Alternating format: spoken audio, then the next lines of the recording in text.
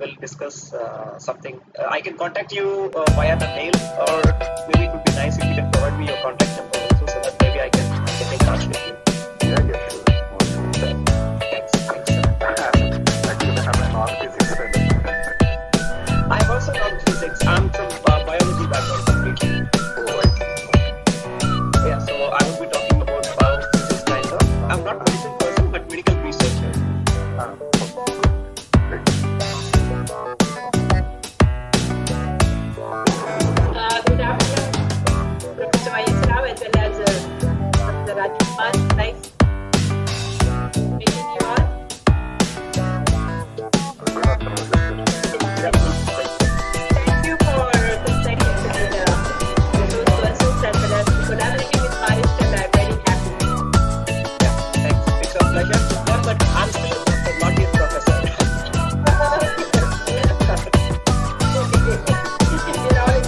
We're all academicians, so that's okay. Yes.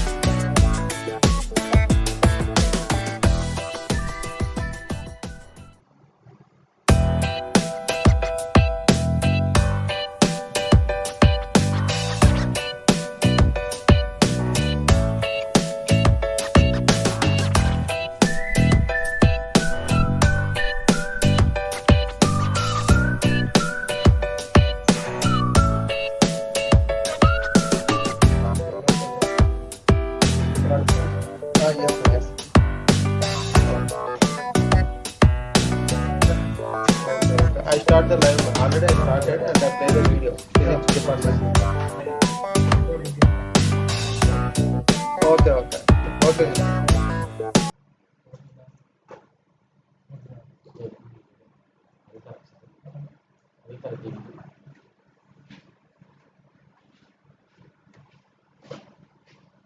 Sister, shall we start, sister? You can begin. Yes.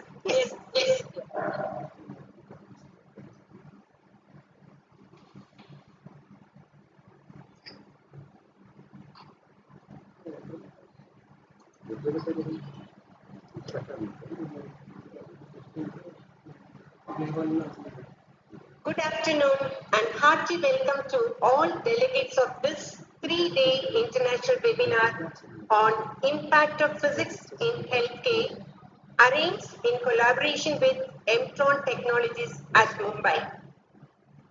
A special welcome to Dr. Y.S. Rao from Mumbai, Dr. V. Rajkumar from Germany, and our beloved principal, Dr. Sister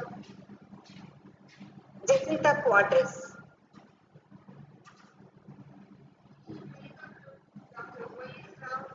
Before starting this webinar, let us invoke God's blessings for every one of us. I invite Ms. Grace Yunis from Department of Physics to render the prayer. Let us all pray. Our Cosmic Father, thank you for this day. We thank you and praise you for everyone who has gathered here to attend this international webinar on impact of physics in healthcare. Bless the leaders of the nations, Lord, scientists, to tackle this COVID-19 situation and help them to invent vaccine at the earliest. We pray that you bless our resource persons, all delegates and organizers with your wisdom and enthusiasm to acquire the knowledge of God's amazing creation. Bless the youth of the world and protect them from all dangers and distractions. Empower them with your knowledge and wisdom so that they become great leaders of the future. God of the universe, I entrust the happenings of this webinar under your precious care and make it a grand success. Bless these 3 days webinar, guide us and help us. May the deliberations of this webinar show a bright path of progress to everyone. Stella welcomes you all.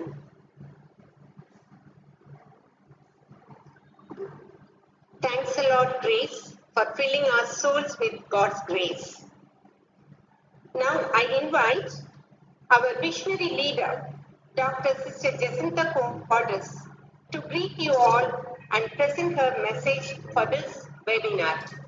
Sister, I welcome you.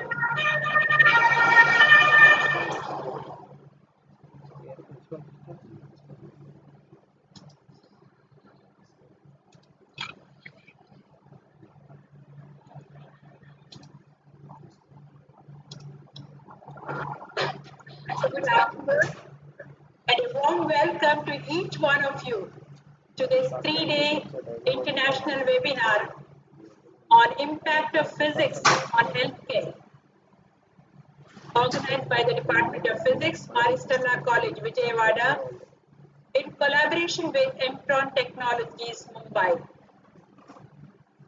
It gives me immense pleasure to welcome our distinguished resource persons, Dr. Y.S. Rao from Mumbai and Dr. Kumar from Germany. Thank you for consenting to be the resource persons for this webinar.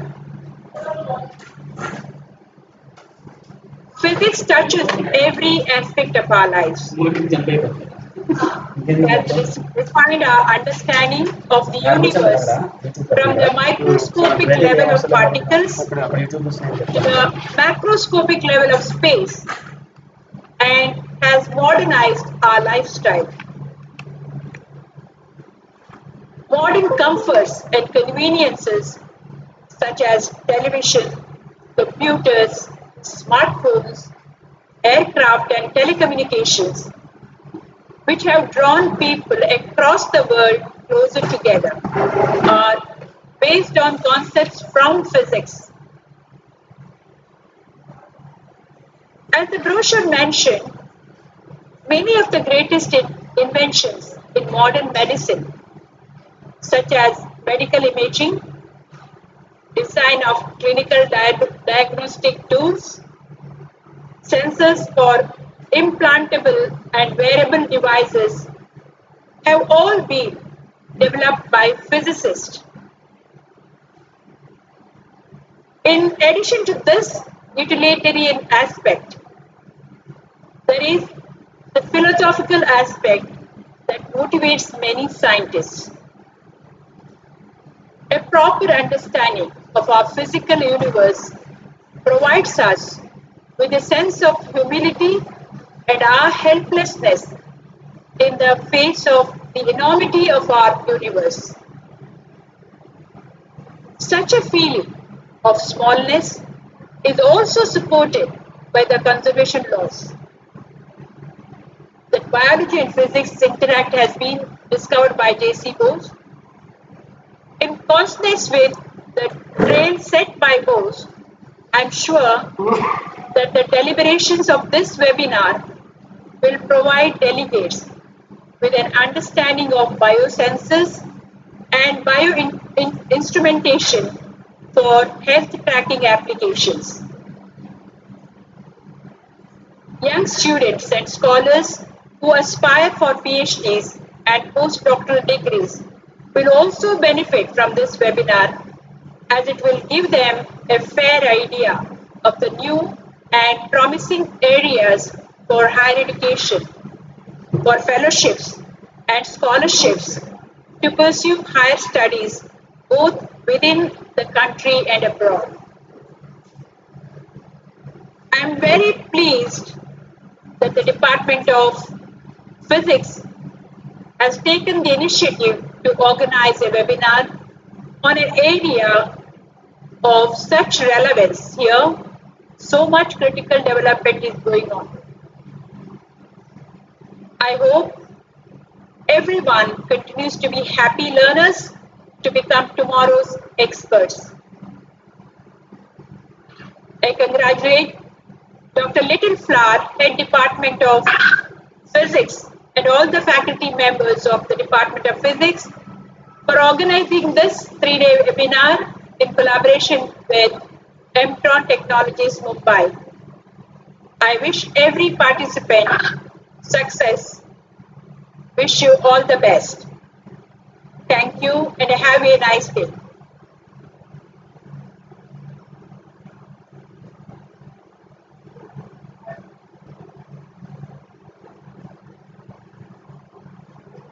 Thank you so much, sister, for your loving and kind wishes. We wish and pray that all your wishes for our institution and for this world will be realized with God's amazing grace. Current weather at Vijayawada is highly unpredictable. Yesterday, it was downpouring. The entire day was dark and there was no electrical power supply. Nature taught us the impact of physics in weather prediction, remote sensing, generation and associated problems in the distribution of electricity. But the number of registered participants for this webinar brighten up our day with hope and bright smiles, and we find everything is good today for the conduction of this webinar. Stella College is situated at the heart of Vijayawada in Andhra Pradesh. With a vision, empower, enrich, excel and transform, Stella has been providing higher education for women since 1962. The world's knowledge economy requires a skilled workforce and cadre of leaders to address the many challenges and needs facing companies, governments, and societies worldwide. Many of the challenges we face today are new, like our COVID-19 situation, and there will undoubtedly be others arise in the future that will require innovative approaches and solutions to overcome them. The quality of healthcare system and services in the society is one such essential need and considered as one of the crucial factors to tackle the situations. So, physics department with this in mind included the interdisciplinary approach and hosted this webinar.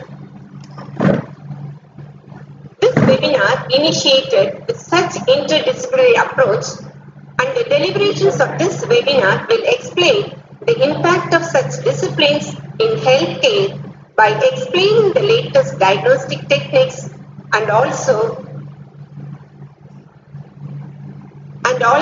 how best faculty members could prepare graduates for higher education, future employment and leadership positions. So have a wonderful afternoon with us and empower, enrich, excel and strive for transformation of individuals and society. Now I invite Ms. P. Padmalita from the Department of Physics to introduce one of the renowned person, knowledge-wise and very compassionate person and one of the well-wishers of Stella to the August gathering.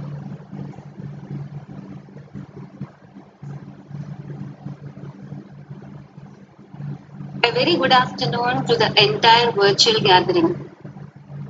I take the pleasure of introducing today's keynote speaker, Dr. Y. Srinivas Rao, a very humble personality who always accepts our invitation, a highly knowledgeable person who will be always on the leading edge to share his expertise with others, and who always renders his support and guidance to Stella institution. Dr. Y.S. Rao is currently working as Vice Principal and Dean of R&D at Sardar Patel Institute of Technology, Andheri West, Mumbai. Besides that, he is an eminent entrepreneur and he has his own industry by name Emtron Technologies. He designs, develops and distributes embedded systems to the market. He also trains the students in this field and his students win titles and recognition at global level. Prior to become vice principal, he was the professor and head of the Electronics and Telecommunication Department. He has a teaching experience of 28 years at Sardar Patel Institute of Technology. He holds a PhD degree from IIT Bombay and is a recognized PhD guide from Mumbai University who guided many scholars to obtain doctoral degree. Besides maintaining high academic profile, he is equally passionate in research and development also. Embedded systems, digital power electronics, VLSI design and wireless sensor networks are his research areas of interest. He has nearly 50 research papers to his credit, which were published in various reputed national and international journals. He has submitted 7 patents, also consultant and corporate trainer to companies like Dan Technocraft, Ethiopia, Johnson & Johnson, Santa Cruz, Siemens Information Systems Limited, L&T are few to mention. He delivered many expert lectures at various short-term teachers training programs and conducted short-term courses for UG and PG students. Sir also received an honorable mention award by IEEE Computer Society, Washington, D.C., USA at the International Design Competition for the project Shift to Top. He designed nearly 14 courses and programs funded by reputed industries and MHRD. DST IEDC project, MODROP's development of advanced microwave and fiber optic lab, DST IEDC for the project hot to cold energy saving are few to mention. Hearty welcome to you, sir, to this 3-day international webinar. Sir, we really feel honored to have you with us through this virtual meet. Now, I request Dr. Y.S. Rao sir to take over the session. Over to Dr. Y.S. Rao sir. Yeah, good afternoon, one and all. Once again, it's an honor to be a speaker in a different mode. I mean, earlier we used to be physically have a seminar. Now we are online, and specifically, in a COVID situation. Yeah, I mean, I know Mary Stella College. Perception-wise, I can say, as Principal Madam has rightly mentioned, is last 60 years in education sector, and particularly in science and known for mainly its values and its social contribution and discipline.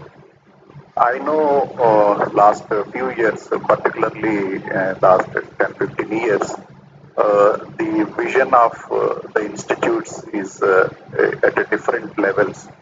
Every organization has their own vision. But I would say these are all some new sort of a TRPs or breaking news sort of a thing. But otherwise, truly speaking, even when Andhra was a joint Andhra Pradesh, I know hardly 5 or 6 institutes at state level, which are leading institutes, which have their own reputation. To say, for example, we know a college in, for example, Guntur, a college in Vijayawada, a college in, I would say, somewhere in Vizag, a college in Gudivada, Bhimvaram, that's all. Only, I mean, these institutes, 5 to 6 institutes, or highly reputed institutes, I believe they still maintain that kind of a originality, specifically, which the management thought of it. But the uniqueness of, I know, Mary Stella College is, it's a really appreciable, saying that in 1960s itself, they have thought of women education, women empowerment. Right? Today, we are talking about all these things, but then 60 years back itself, they thought of not only empowerment, but also we know about the discipline, culture, and social values. Yeah, as I said, now I'm supposed to talk about this subject on wearable devices in healthcare sector. There is a slight difference because I cannot see you, unfortunately. We are on online. There is a difference in sense. If you are in front of me, probably I would have changed my some contents. I might have given some more different examples, looking at your facial expressions. I would say that is the one drawback of this online sessions. Online sessions are like theaters, right? In a picture, once it is made, you have to see 3 hours.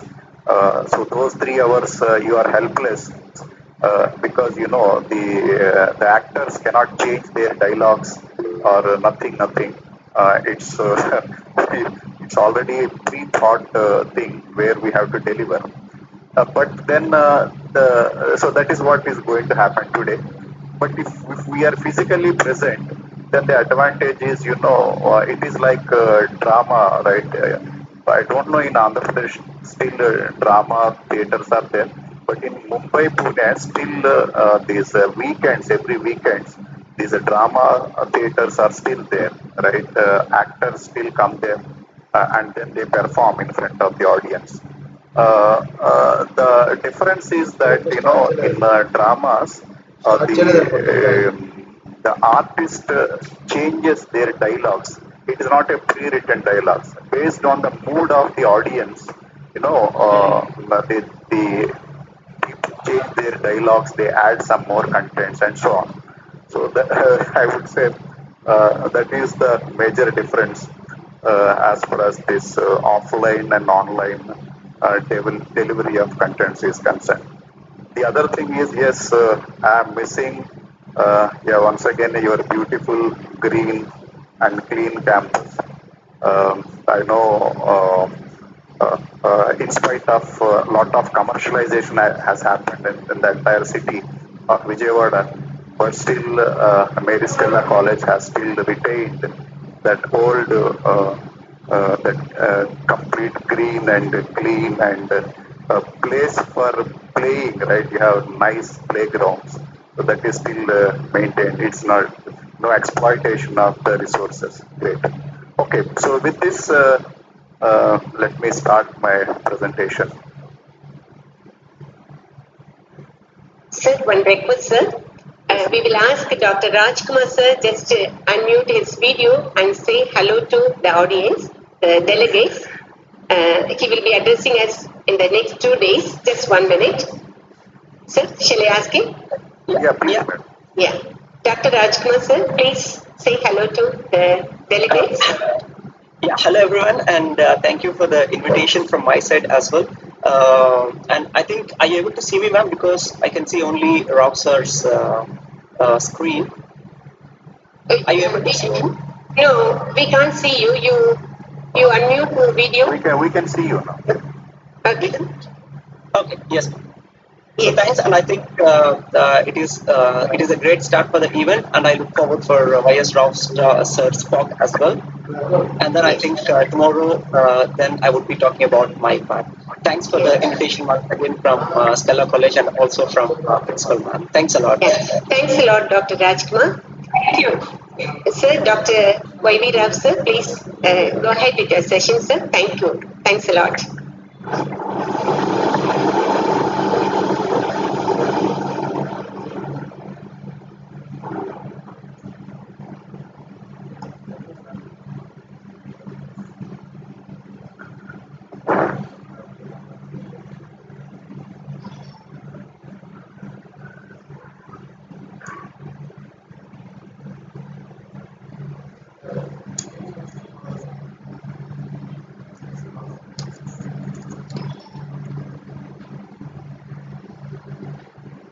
right, so I hope you can see my screen. Let me know if there are any problems.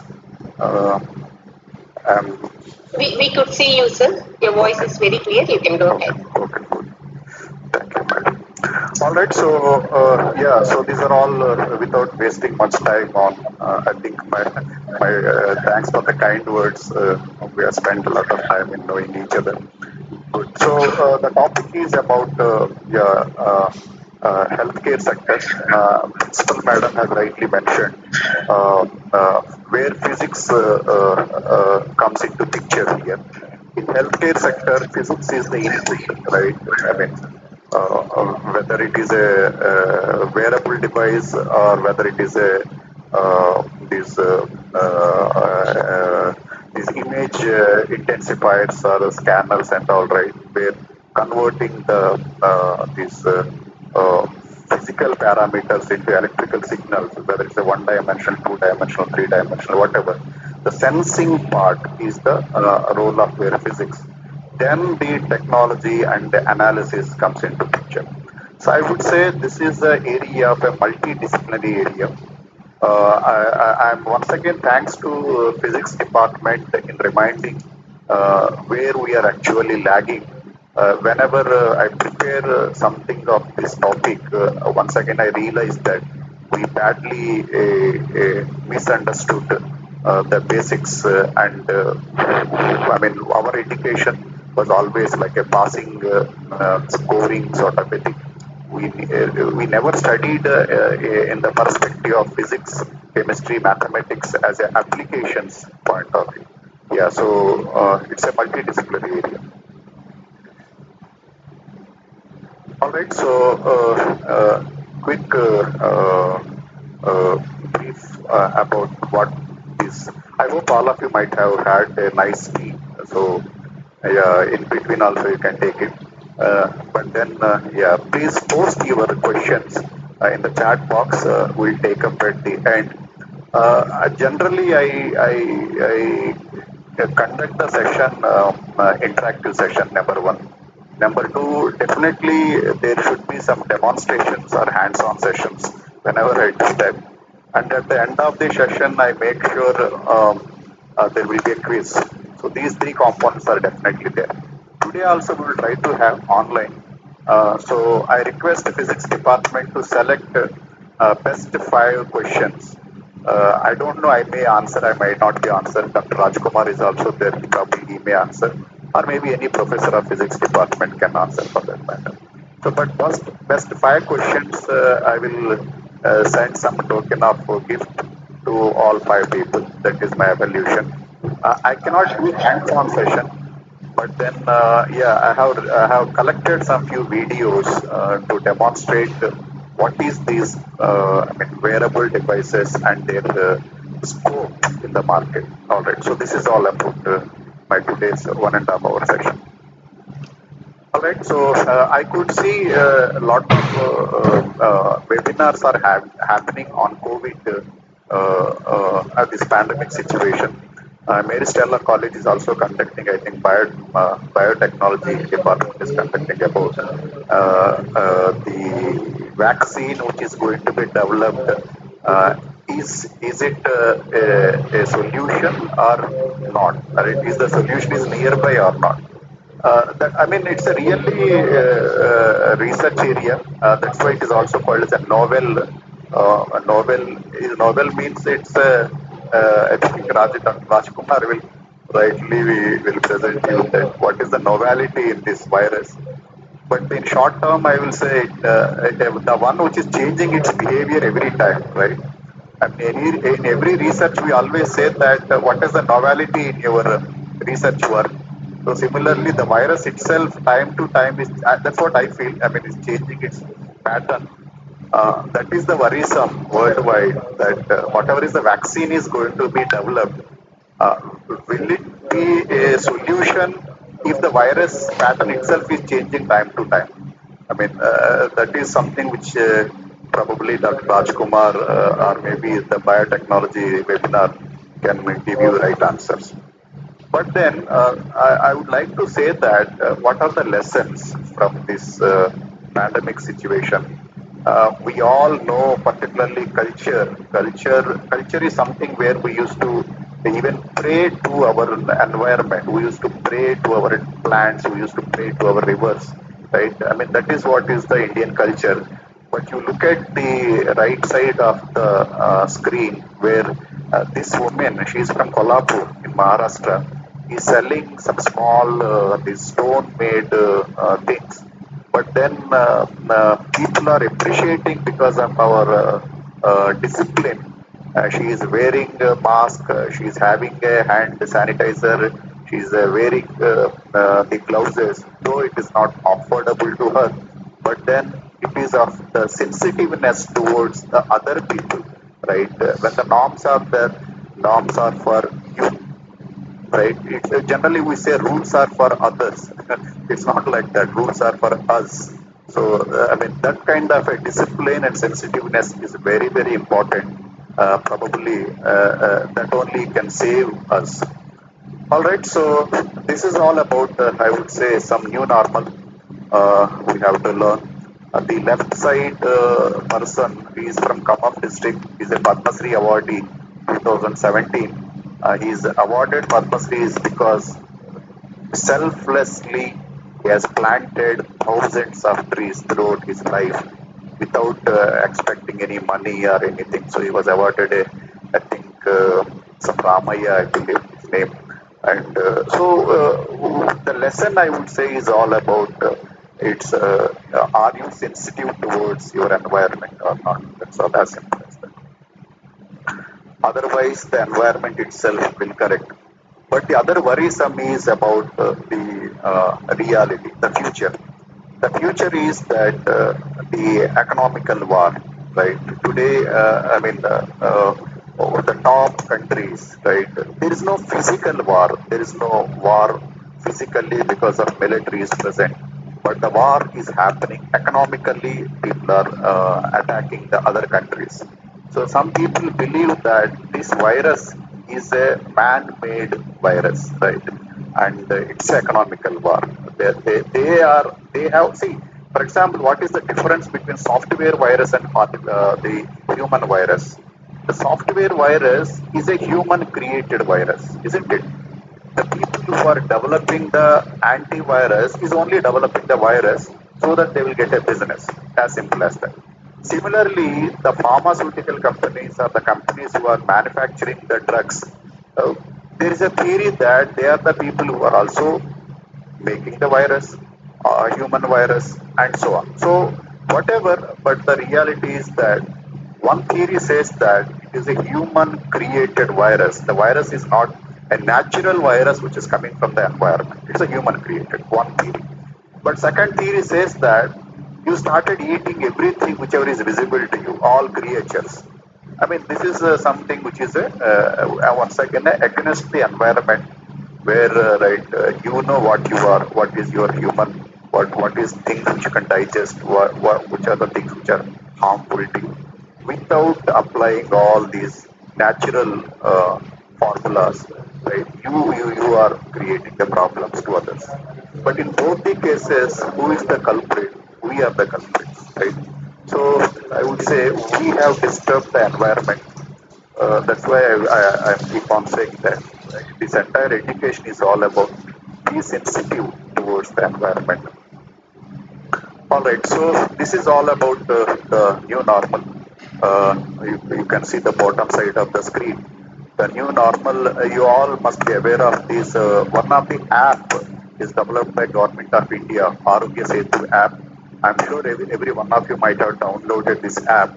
This app shows you how close you are to a COVID patient, right? Believing that the data is correct. Otherwise, also nowadays people are not getting the data entered.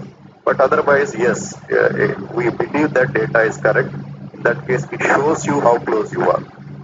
Then the rest of the things like thermal sensors, pulse oximeter, these are the topics which we are going to discuss in the today's talk. What is called handheld portable devices, which are now has become I would say mandatory or a minimum requirement in every place worldwide just to at least to know whether you are a normal or an abnormal. Okay, so as I was told about my company and all these things, nowadays beyond my company, my our focus is on developing these product development center in the Pawan's campus Andheri itself. We have G+3 right building. We had about the product development center. So along with me, some 40 more companies are there. So my job is to help them in developing their products, and they're also getting some seed money. So these are some benefits. I mean, if anybody is interested in starting your own company, please welcome. There's a very good ecosystem is there, and you have a chance of getting up to 50 lakhs. Is a please remember 50 lakhs is a non-refundable money. So we are funding even up to that, up to 50 lakhs to the startup companies. But otherwise also, if you have a potential background required skills, there is a possibility of getting some scholarships or some be involved in those online projects. Okay.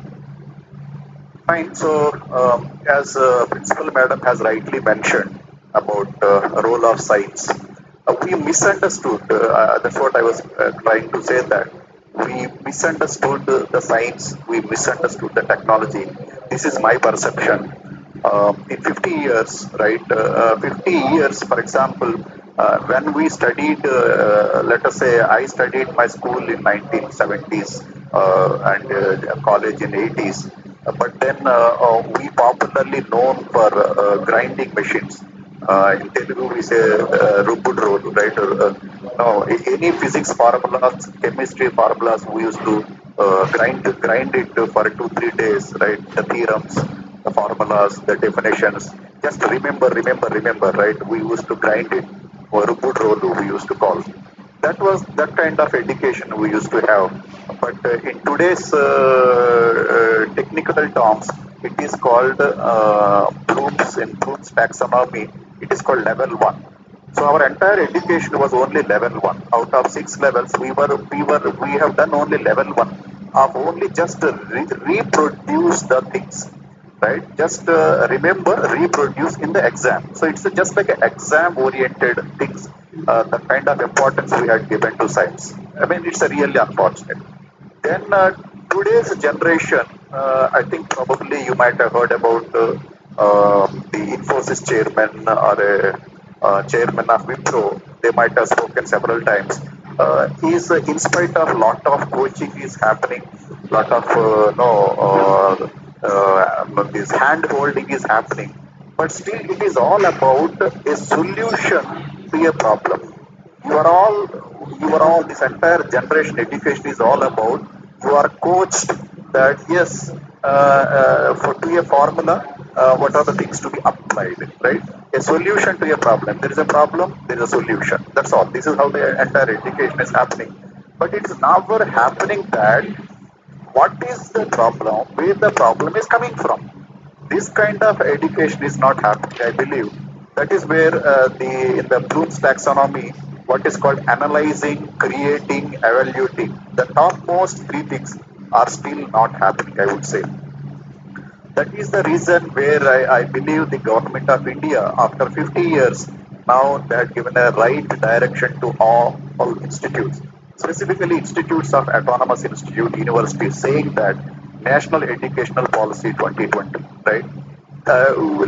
We'll talk about it. So in that direction, if you carefully look at, probably our education system will be at may reach up to this the top level of the Bloom's taxonomy. So finally, it is what we call as an outcome-based education. It is not just a producing the degrees. It is not outputs. How many degrees we have produced, how many pointers we have scored is not important. What is important is about the employability.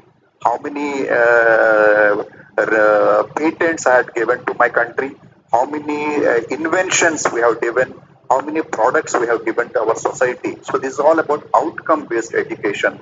which some countries have already done, I would say 20 years back, but now we just started thinking in that direction. All right. So in short, I would say it is like agriculture, right? The way we have taken agriculture, though our two-thirds of the population is depends on the agriculture, but once again, unstructured agriculture, right? Ours is unstructured agriculture, no planning, nothing. Today, if a onion is a very demand or high price, next year everybody will start harvesting onion. So the price will come down drastically like anything. Same thing happening to tomatoes or or maybe the chili and all. So the same thing is done in science and technology without any planning, without any outcome-based education. If you are born as if you are born for an engineer, as if you are born for a doctor, that is how last 20, 30 years, the social perception has happened. And then this, like,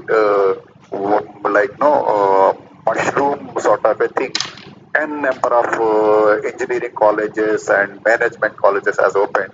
Today, there is absolutely there is no takers for engineering and technology as well as management courses. And now, once again, people started thinking that lot of demand. Believe me, in Mumbai, there's a lot of demand for science colleges as compared to engineering colleges. I am saying, as a head of the institute, I am saying in Mumbai itself, it's one of the topmost industrial place. There is scope, tremendous scope for science streams rather than technological streams. There are several reasons for that. I think this is not the right forum. Maybe some other time we can discuss. All right. So similarly, I was telling about the role of the institutes and role of the faculty. Faculty are no more just a timetable or a syllabus executing people, right? Government of India has also realized, saying that part of the incubation, even faculty should play an important role in research, because every student they will be there only for a period of 2 or 3 years. But if you wish that research to be completed, or if the research to be converted into a product, then that has to be taken care by some faculty. Then only a batch one will do, for example, a prototyping, batch two will do some proof testing and so on. Then finally, after the third batch, it may convert it into a product form. So the objectives are changing. Even IITs, when they started with their different objectives. But now they have given a mandate saying that all the IITs focus should be on PG programs, not UG programs. So saying that now they should produce more patents and as well as the products. So that thing is changing. I hope even the industry, Indian industry focus is also changing. We always focused on our domestic needs. We never thought of internationally supplying our products. We always thought of our own needs, our own agriculture needs, our own healthcare sector. But now we all know Japan, Korea, China, they have 20 years. They have taken a role at international level. Hopefully, after post-COVID, maybe we have a better chance. So it is our time, I would say. The people who are can really think of as a incubation centers or a startup companies or if you have something to patent, you have a better chance this time. Okay. Internationally also, if you see, I would say where they have failed, right? We all know National Semiconductors is known for the first company who manufactured the transistors.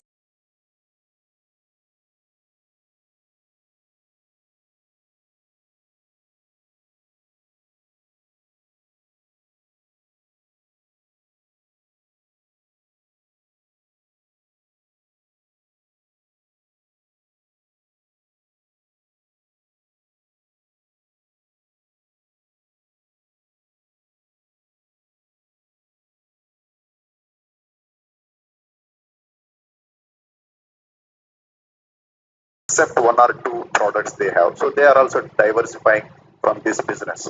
So what is the learning? The learning is, for example, this is a competitive world. There are dead ends. Say, for example, you all, as a physics student, I'm sure you all know about Moore's law, right? Morse is an American scientist. He predicted 50 years back, saying that the kind of integration in ICs will double after every 16 months. That's what he has predicted.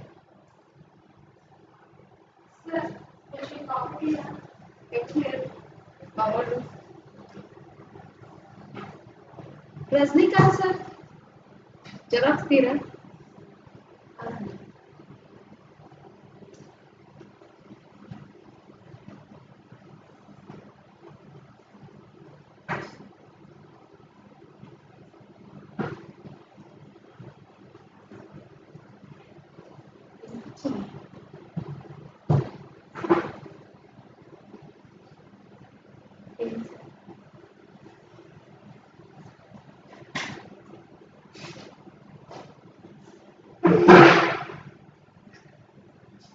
So, how will you improve the performance?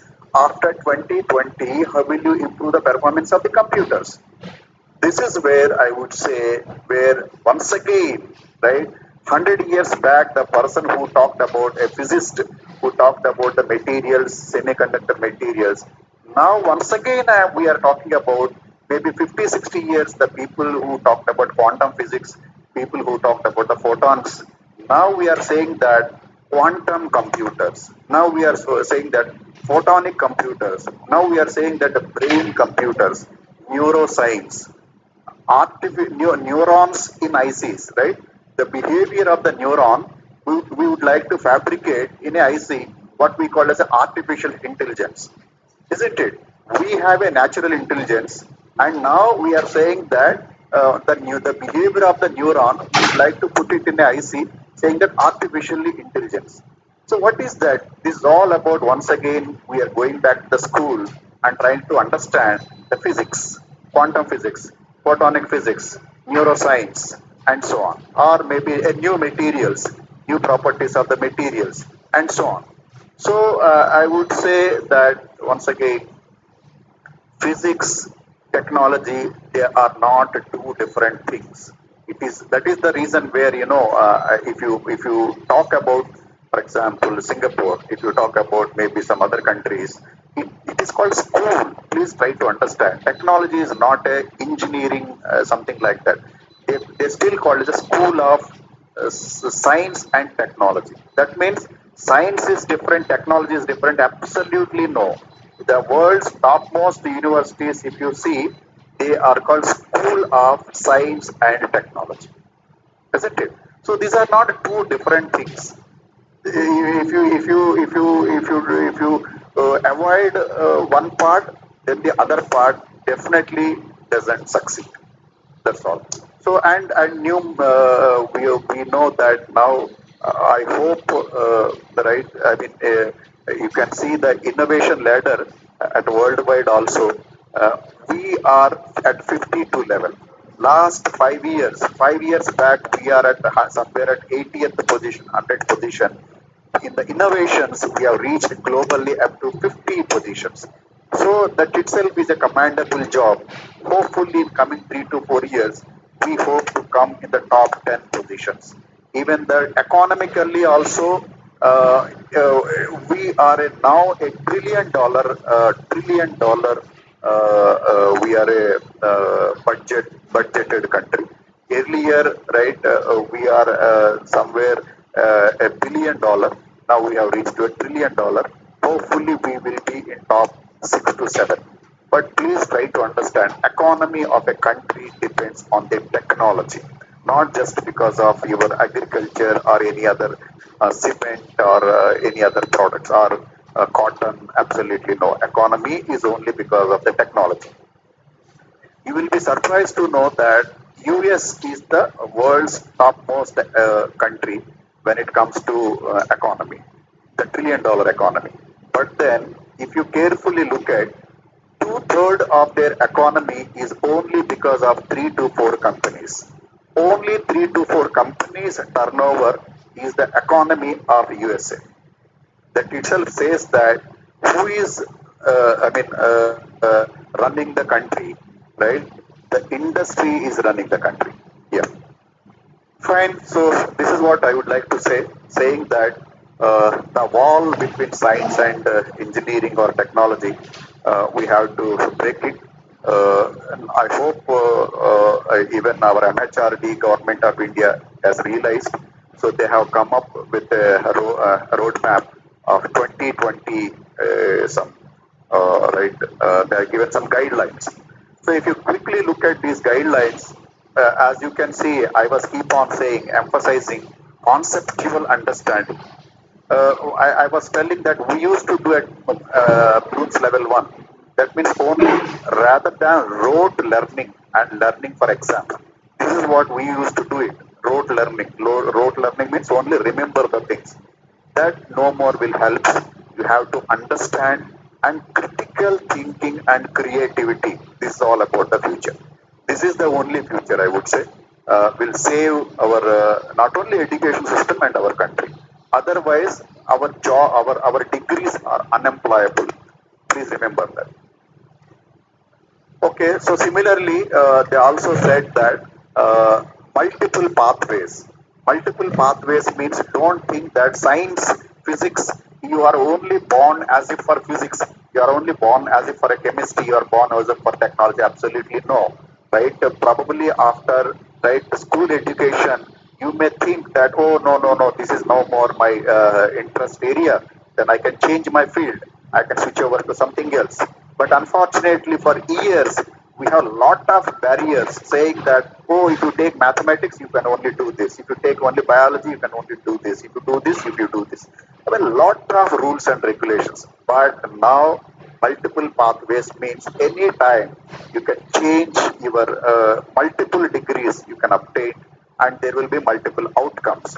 So bringing back dropouts means, for example, if I take a drop, for example, 1 year I took a drop. I want to work sometime in my industry and come back.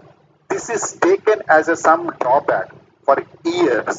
It is seen as if somebody failed candidate or somebody is a dropout student was treated as if some problem with the candidate.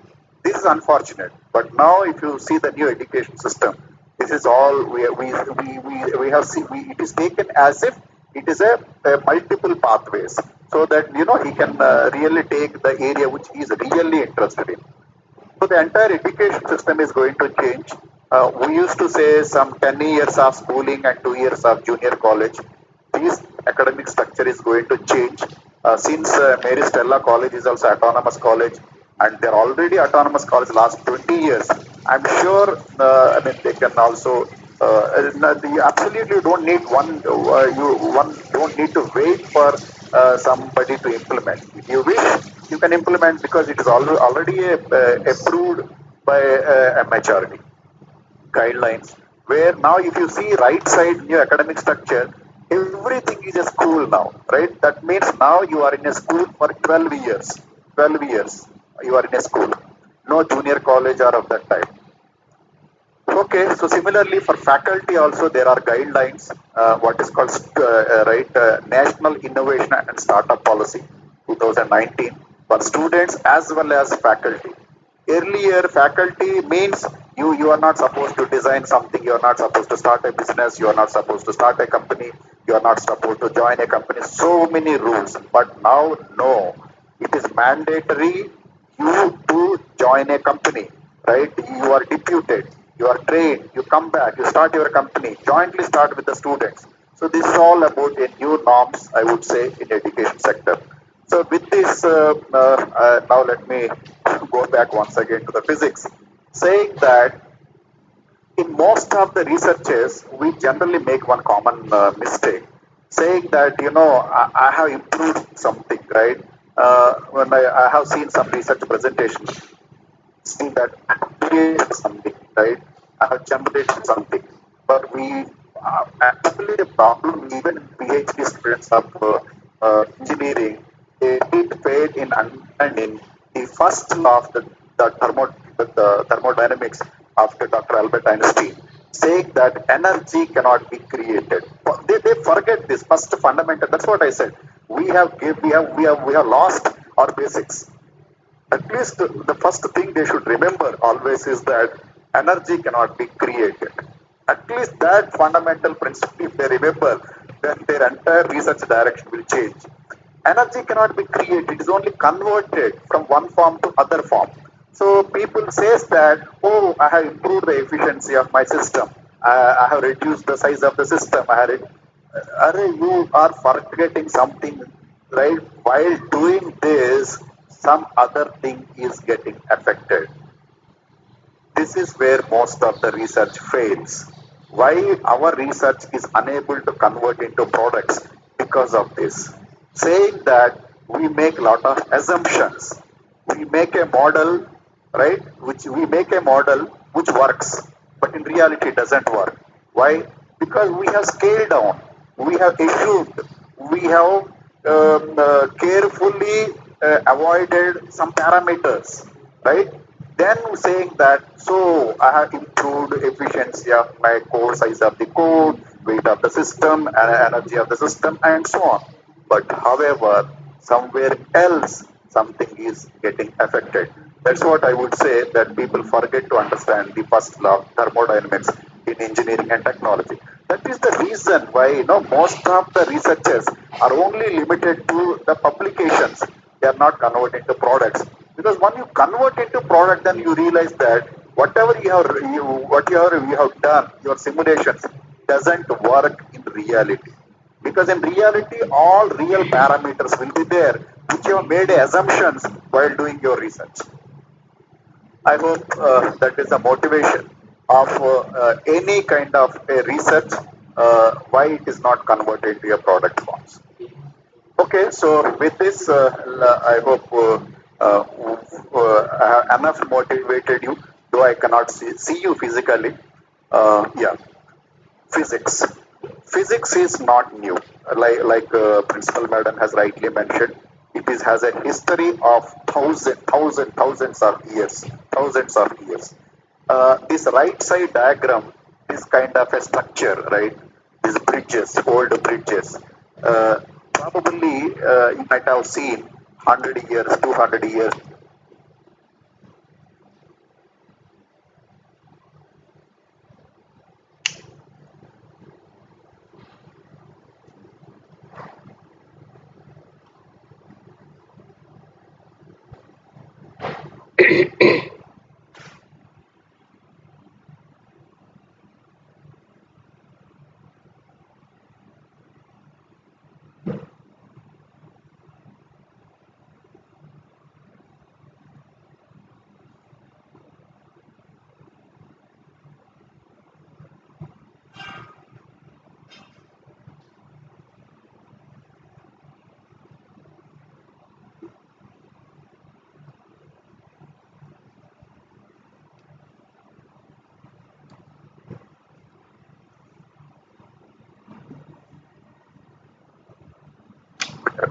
That means you don't think that you are an engineer or you are a doctor and so on. All right, so I think Dr. Rajakumar will talk about these inventions of physics, particularly in his domain. So that's why I have taken online saying that last 100 and 200 years, for example, Maxwell equations. See, in 1860, Maxwell equations. Today, engineering, electronics and telecommunication student, today when we are talking about 4G, 5G, but if you doesn't understand Maxwell equations, you doesn't know anything. You doesn't know anything. As simple as that. So that is where I would say that the fundamentals of the physics, they are very, very important even in the technology. All right. So, similarly, I spoke about Albert Einstein, his research, right, and Thomson, and so on, right? Yeah. Probably, we understand the importance in terms of semiconductor materials, or maybe right, the people who are working in electromagnetic wave theory, right? Everything I would say, believe me, now we are designing a new syllabus, a new curriculum, being autonomous institute.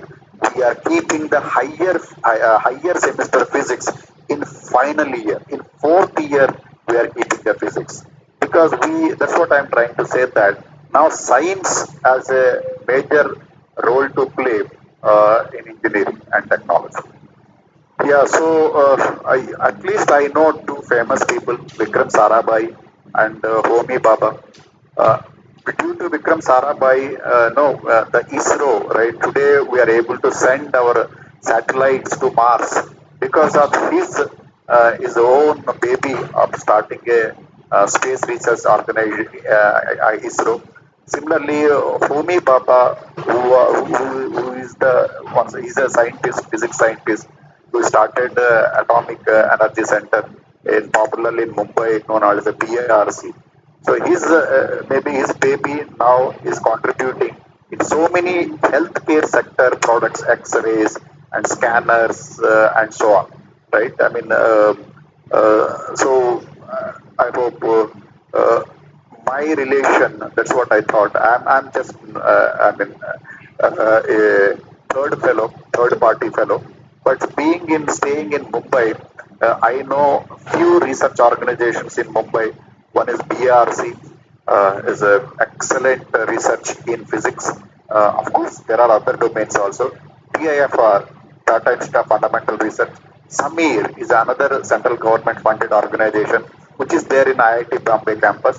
IIT Bombay itself has an excellent physics department and metallurgy departments. Why I am saying is that these are all interdisciplinary areas. They are not only working on physics, they are working physics and applications of physics. So jointly they are working. Similarly, I know some industry also, at least my classmates or some people are working in General Electrical, Siemens, L&T, few companies, many companies may be there in healthcare sector. But yes, there are also the companies who are, at least in India, they are doing some, developing some products in healthcare sector. The right side technologies and applications is not my domain. Probably Rajkumar may touch. Okay, so what I am saying is that before I talk about the wearable devices, right? What are the components of the wearable devices and their impact on the wearable devices? Please understand the physics, the inventions of the physics has triggered the multiple trends. They have triggered in such a way that many more problem statements has opened up.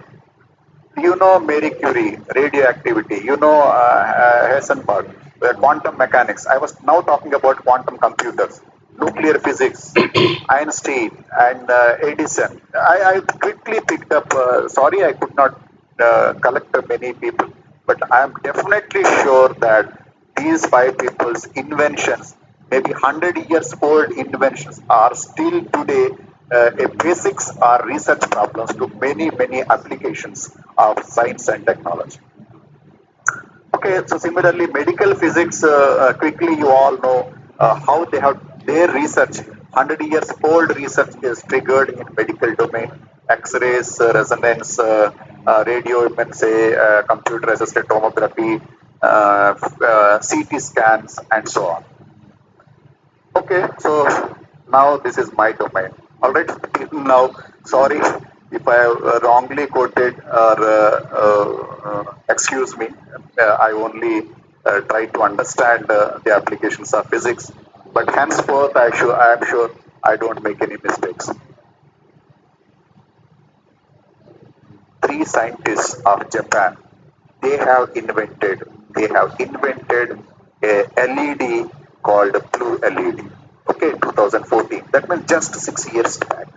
Because of these three physics scientists, I am telling you, they have saved so much energy worldwide. Saving the energy itself is called producing the energy. I am saying gigawatts of energy they have saved by just inventing a blue light through LED. Just imagine what is their contribution. That is what I am trying to say, that how their inventions will trigger to the multiple domains, multiple trends. So this, your TV, right? Everywhere your TV has a LED lamp. Your bulbs are LED bulbs. Wherever you see today LED, LED, LED. Why? Because till 2014 there was nothing like white LED. We have only red LED, green LED, yellow LED, but there was no blue LED. So now this combination of RGB has completed the white LED. So this research, right, this is their research has contributed to saving the environment. Please understand, right? Carbons, how to produce the electricity, right? How 50% of Indian electricity is produced by burning the coal. The itself says that how much amount of pollution, right, carbon dioxide we are saving by just having a LED bulb.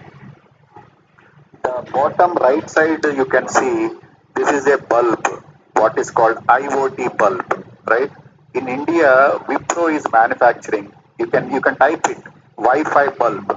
Wi-Fi bulb is a LED bulb which can change multiple colors, which can change the intensity. But one more thing, it can operate through your mobile phone anywhere in the world, anywhere in the world. So what does it says? It says that in 620 rupees, you can put a computer inside a LED. Do you understand this? Right? In 600 rupees, what is the cost of your computer? 30,000 rupees. Right? So you can make your computer as a server, web server. Anywhere in the world, you can access your server. That's what today we are doing online. We are able to access our own resources remotely. Similarly, your LED bulb from anywhere in the world you can access, you can switch on, you can switch off, you can change the intensity, you can set the timing, and so on. And you can also make a network of LED bulbs. Today, LED bulb, right, is a 620 rupees where they are integrating a computer, web server. It is following TCP/IP protocol. So that is the beauty of technology. So that's what I am saying. A LED, just they have invented a blue LED, but look at the business, the kind of business. A billion-trillion dollar business is happening through IoT technologies. Madam Marie Curie might have invented some right in nuclear physics or something like that. But today, see the healthcare sector, there may be some misuse. That is a different thing. But look at the healthcare sector, X-rays. Who has invented? Their inventions are helping in multiple domains. Okay, but then every product has a life. Every product has a life, right? There is a prototyping, and then you have to introduce in the market. Then there is a growth, and then it once again it will decline. So that is the problem of your inventions. You cannot keep on doing the research. You cannot keep on studying the things. There is a timeline. You have to quickly learn, do the literature survey, understand, and start your research. And your research should start from where you are today. We always say that your research is on the shoulders of today's researcher. From there you have to start, isn't it? Then you have a timeline in order to convert your research into a product form, and then quickly you have to make a profit. Otherwise, I told you examples of Intel, IBM, National Semiconductors, and so many companies, including Nokia. Where is Nokia? Where is Nokia mobile phone? Nowhere. So every product, every research has some characteristics. You need to understand their quality, cost, timeline, and capabilities. So these are all disruptions. You all know probably you can understand 3D printers or mobile phones, cloud computing, and so on, renewable energy. These are all the technologies, what we call as a disruptive technologies, right? They disrupt. These are disruptions in the market. McKinsey has predicted these are the 12 technologies which are disruptive technologies. What do you mean by disruptive? Disruptive means they will be there for a shorter period of time. They won't be there. They're exponential in nature. They will be there only short period of time. Quickly you have to make money because some other technology will come and you are gone. You are gone. You are vanished from the market. So that is why, but in healthcare also, in these wearable devices also, this kind of a competitiveness. I was telling you about where we have failed. We have focused only in the domestic market. We never focused on the international market. But today we are helpless because this market is open. You cannot stop. You cannot stop China to sell their products, right? They are still selling. People are buying. You cannot stop it. Though they are killing you, right? They are occupying your lands, but still they can sell their products because it is a global market, right? We have agreed under what is called WTO, World Trade Organization. We have agreed. All the countries have agreed that anybody can sell anywhere in the world. So this kind of a competitiveness, if you doesn't bring into your system, and if you don't look at the features of the smartness of the other devices, then you cannot compete in the market. So this is what has exactly happened. Why these products are quickly getting vanished, obsolete from the market, is because of the kind of inventions. It's not exactly inventions. Creativeness, development is happening in the market from the history of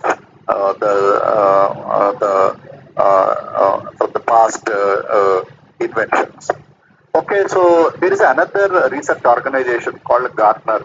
Gartner is an American research company who predicts, right, these technological trends.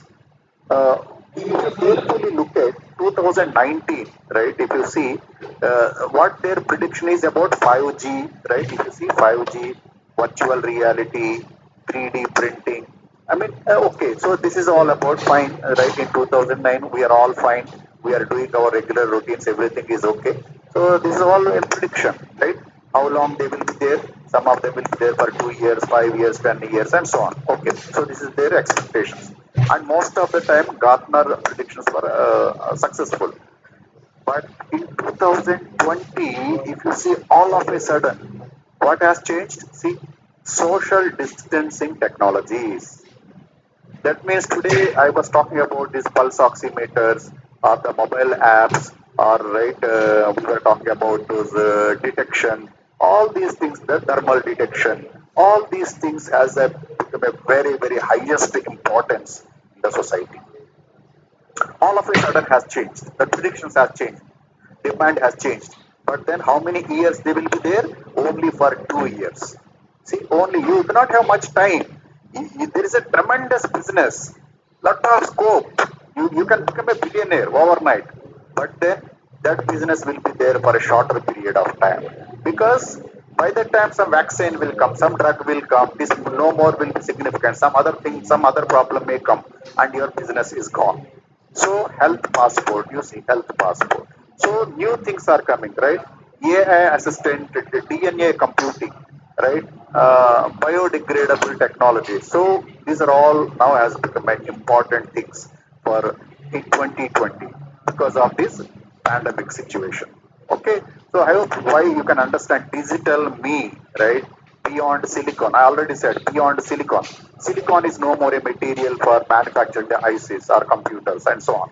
So you have to think beyond silicon. So these are the new requirements. That is where I was telling about this quantum computing or the other things comes into picture, right?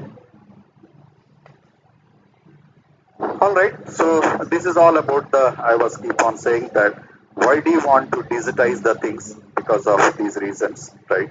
Advantage of digital technologies and numerical techniques.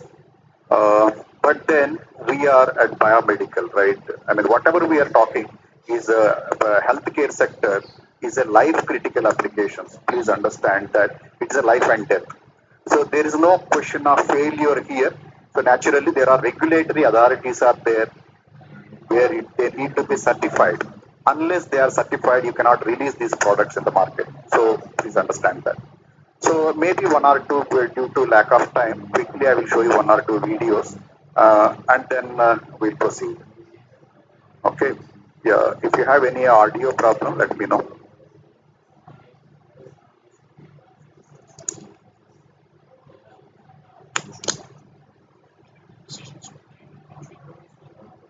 Combination of wearable health monitor technologies, telemedicine, home diagnosis, and even pop-up retail settings, healthcare providers have begun to recognize the importance of treating patients remotely. In 2014, $2.3 billion was raised for digital health startups, and between 2011 and 2014, $1.9 billion in capital was raised for companies aiming to use predictive analytics. By 2018, 70% of healthcare organizations are expected to invest in medical mobile apps, with an estimated spend of 1.5 trillion US dollars on wearable health monitor technologies and mobile apps. This rising trend of remote healthcare, coined House Calls Plus, has allowed for a more timely administration of treatment for patients at their homes, significantly reducing the cost of intervention, as well as improving the quality of care.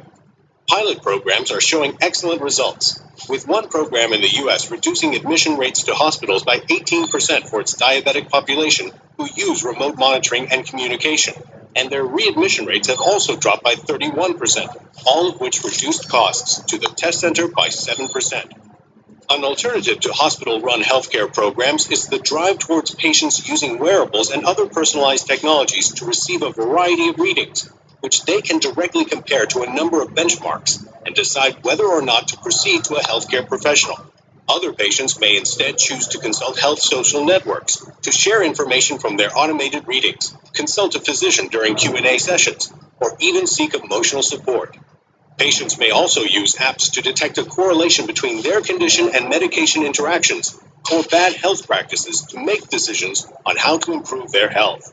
For more in-depth testing, patients could also decide to use home kits for personalized genomic services, blood and other biomarker testing, environmental testing, and even predictive biosimulation.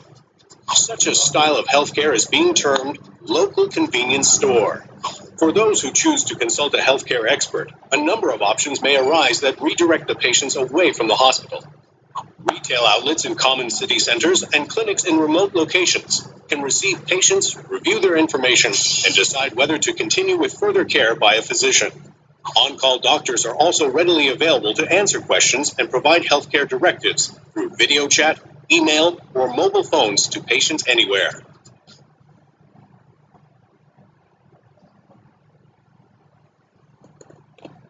Telemedicine has grown exponentially, with 72% of hospitals and 52% of physician groups in the U.S. currently providing such services. And in Ontario, Canada, telemedicine programs have seen an annual growth of about 30% for the past few years.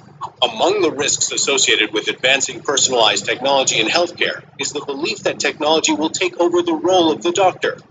In 2017, 142 million medical and health apps are expected to be downloaded, and an estimated 65% of consumer healthcare transactions are to be made using mobile devices.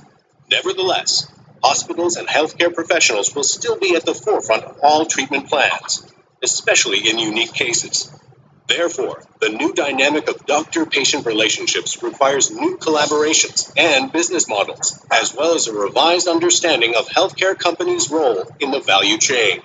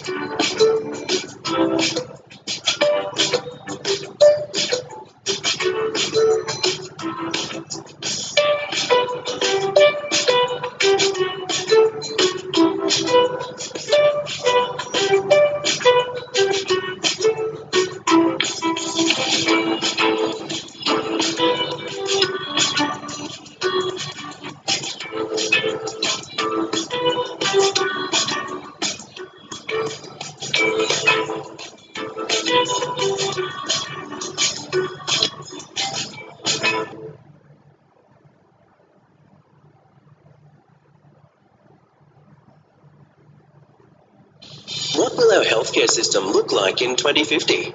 We have identified 3 drivers that we believe will be at the core of our future healthcare system. Health data connectivity. machine, artificial intelligence, and human integration, and ecosystems of wellness. How do we see these drivers playing out in the current healthcare environment? We are witnessing a transition away from our traditional business-driven economy, which is built on mass production, cost reduction-focused models, and analysis-intensive, reactive healthcare interventions. From here, we envisage that we will move toward a people-driven economy, underpinned by mass personalization, revenue-resilient models, and design-heavy, proactive healthcare interventions. Individuals are more informed about health and wellness through on-demand access to data and empowered through a greater availability of service options, such as GP clinics, home doctors, and online video consultations. The connectivity has triggered a shift in their healthcare priorities toward prevention, wellness, and maintenance. In the future, we envisage people-driven healthcare that is seamless, flexible, tailored, and puts the individual at the center of decision-making. We will observe a shift from bricks and mortar services to on-demand in-home services. What will cause the decentralization and personalization of our healthcare system to accelerate, shifting services out of the hospital and into the community and the home? How will we manage individual safety and quality of care across hospital, community, and in-home health services? We believe data and digital solutions, such as the electronic health record, will shift to an overall lifestyle and wellness record that is integrated into individuals' day-to-day lives through real-time monitoring. We envisage that each individual will have their own personal health dashboard that is linked to their smart tattoo, with built-in data analytics that can predict health outcomes, trigger alerts, and provide tailored recommendations. These dashboards would be accessible in the home and via mobile applications, enabling general practitioners and family members to monitor their well-being. What will this mean for privacy and confidentiality of patient information? Untapped opportunities exist in population health data, which is currently compiled through various independent sources. In the future, we believe individuals' health dashboards will feed data into population health dashboards that are able to be filtered and investigated, such as by geographical location and health trends. These insights will enable interventions that promote health and prevent illness. In maintaining population health and well-being, health funds may offer to subsidize part of people's fees if they partake in regular health-enhancing activities to lower their chances of disease and illness. Will this trigger a shift in onus from the healthcare system to individuals for maintaining personal health? With the exponential rise of robotics and artificial intelligence, routine tasks are increasingly being automated. PwC's 20th annual Global CEO Survey revealed that while CEOs are keen to maximize the benefits of automation, finding the skills they need to do this has become the biggest threat to their business. In the future, we believe robotics and artificial intelligence will be fully integrated in our hospitals and beyond them. People and technology will work together more seamlessly to meet the needs of the patient, rather than removing people from the healthcare system.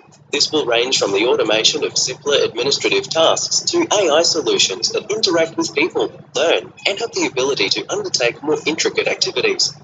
Complex operations will become less intrusive, more accurate, and quicker, with reduced patient wait times, faster recovery, and improved health outcomes.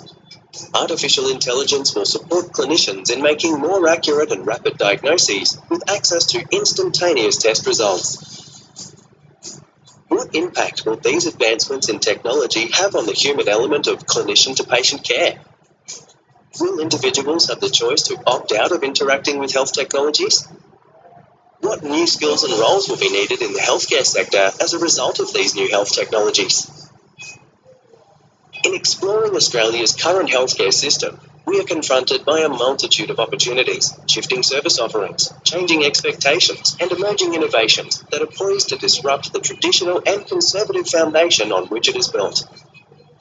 We recognise that the purpose of exploring the future of our healthcare system is not to consider all of these concepts individually, but to raise, reflect on, and analyse the integration of possibilities that are beyond our current reality.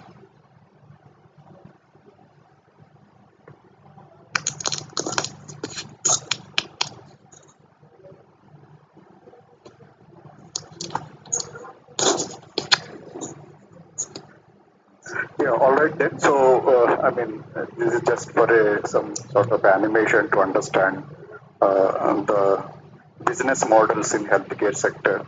Probably, mainly countries like US, Australia, Europe, sector itself is $1 trillion business. You all can understand. I hope you also must be reading the news, election news of USA and so on. Healthcare is taken care by the government itself because that is the part of the taxes what they are charging from the employees. So they have to take care of this thing. So these are all business, right? For them, healthcare itself is a huge $1 trillion business. Probably in India, it is still considered as a welfare, but in other countries, it's a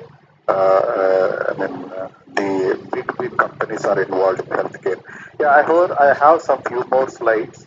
I hope if I overshoot 10 more minutes, there should not be any problem. Otherwise, let me know. Each slide I require at least 1 hour to speak, but I'm going to complete in 1 minute. So please excuse me if I'm not explaining the entire slide because I'm supposed to explain this slide 1 hour each slide, but I'm finishing in 1 minute. So I need to only highlight some important things. Okay, so yeah, what are the wearable devices? Wearable devices are the one where in day-to-day life, say for example, today I'm carrying this, right, pulse oximeter. Right now I'm at a remote place of Andhra Telangana border where the population is only hardly 2,000 people. I do not have electricity right now, but still, I could get the world's best portable device through online, right, from anywhere in the world. That's what I was trying to tell you about the competitiveness. If you wish, you can get from anywhere in the world. What is the cost of the pulse oximeter? 1,000 rupees. 1,000. That's all.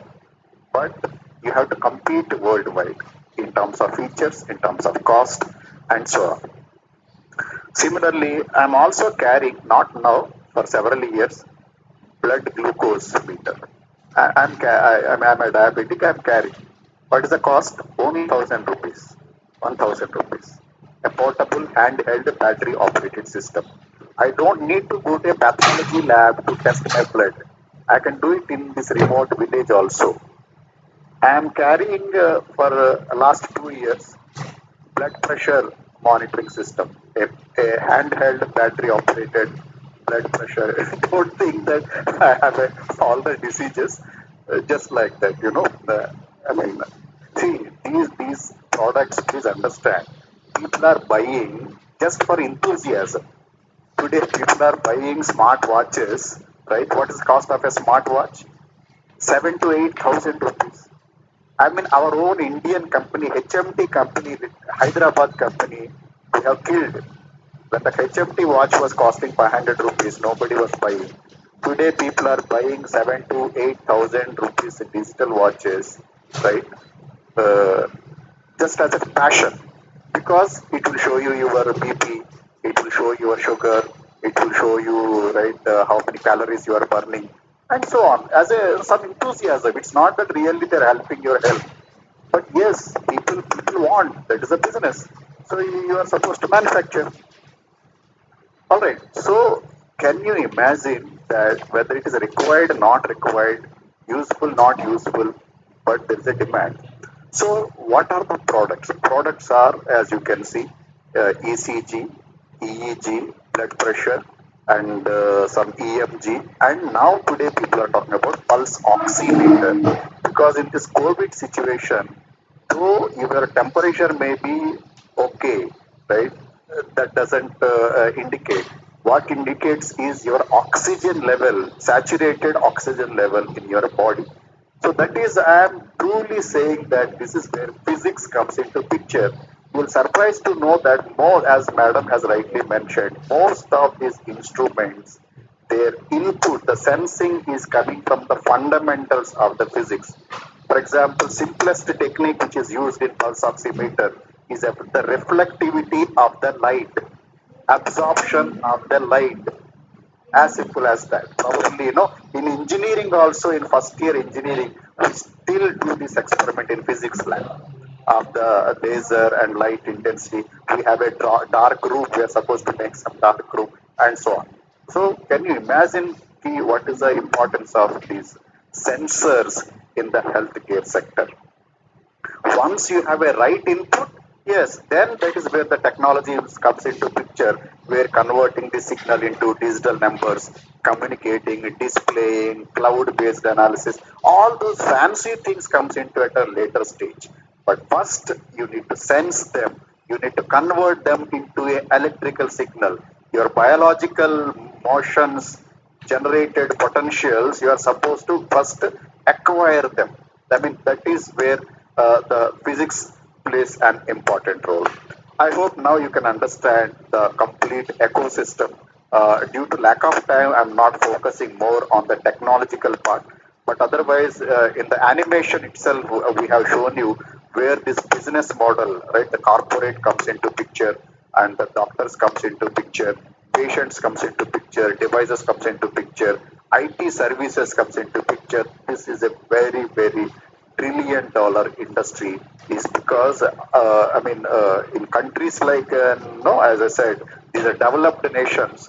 Healthcare is a part of their country's budget, because government is supposed to take care of the healthcare of the people. All right, but then today in front of me, all physics students are there. But then please understand this: you and I are not two different things, right? So I have done my physics maybe in 1970s, but as I said, if given a chance, I would like to once again join the college, because I have not done my schooling properly. I have not understood the importance of these subjects. But now I am realizing that without these things, where the applications comes into picture. For me, technology, all these things, I'm done. I'm done. I can understand. I don't take much time. But once again, understanding the basic principles of physics, for me, no, it is taking time. When Dr. Littleflower has asked me to speak in physics, first I will start sweating. I have to sweat, because you people can catch me easily that, oh, you don't understand so and so formulas. I mean, it's like that. I'm really sorry. No, it's 50 years, after 50 years also, I still have that fear. I still get that nightmares, as if I failed in physics, I failed in chemistry, I failed in maths. I still get. That is how we have done the education. We only remember the things to reproduce in the exam. We always used to get a tension. I still remember the formulas till I go to the exam section, exam hall, and reproduce there on the paper. It's always a tension. That is why I still remember. Now also I can see students carrying the books till the examination hall just to remember the formulas. They still read it. But if you understood, if you know how to apply, then why to remember? No. You don't need to remember. You don't need to study. Last one day, one should not study for exams. That kind of confidence, when will you have? When you really understood the fundamental concepts. Anyhow, so please understand that I'm sure you know the electromagnetic spectrum, you understand the signals, you understand the frequency, you understand the wavelength, you understand the amplitude. So you and I are not two different things, whether it is a biomedical signal or an electromagnetic signals, both are signals. Please understand, they are signals. Only the source is different. In this case, the source is coming from a human body, and there they are coming maybe from the nature. That's all. Or maybe produced by some, as Einstein has said, conversion of energy from one form to the other form. Okay, so in short, these are all signals, either 1D signal, 2D signal, and 3D signals. I hope you all can understand. One-dimensional signals are all what we are talking about, biomedical signals, where their amplitude is changing. So they have a one variable. 2D signals means you all know image, right? I think Dr. Rajkumar will talk about these image related medical applications. 3D is something to do with the video, because it is not only the coordinates or the position of the pixels, it is also the frame, right? From which frame is the third variable. People are also talking about 4D in future. and so on, right? They are adding some more variable in the spatial positions. Okay, but then today our topic is of biological signals. You all, I hope, I mean, at least the basics of science, you might have studied that ECG, electrocardiogram, is a signal. I hope you know the nature of the signal, PQRS signal, where what you can see is that this signal, where it is coming from the heart, right? It is because of the chemical, mechanical process of your human body is producing these signals, right? So as a researcher, what is your duty? You need to capture these signals, right? You have to design a system, a sensor, a amplifier in order to pick up these signals. That is our role. That is a science student role. Just on the right side, I have shown you one potato, right? Bangal Duppa. Bangal Duppa also can produce some electricity. You can see some videos, online videos, how this potato can generate electricity, right? Just if you have some zinc and some copper, right, these leads, insert into the potato, whatever is the electricity produced by a potato, can you imagine? I mean, you are surprised to see that human is producing this voltage, right? But I am saying potato is producing this voltage. So this voltage is good enough to drive a IC. You can see, right? A CPU, a IC, integrated circuit. This potato can drive. That much power is there inside that potato. So, yes, so this is all because of your chemical, mechanical, or some right mechanism is producing your human body. So, ECG, as you can see the shape PQRST, thousands, millions of researchers have done, published lot of papers about this ECG, ECG analysis, ECG prediction, arrhythmias detection, and so on. So a lot of research is done, but today they have become a product. Please understand, right? Your heart signal is being captured by a smartwatch. Believe me, this I have done in 2003. I mean, today I'm a fool. I'm literally a fool. In 2003, I have done work. That's what Dr.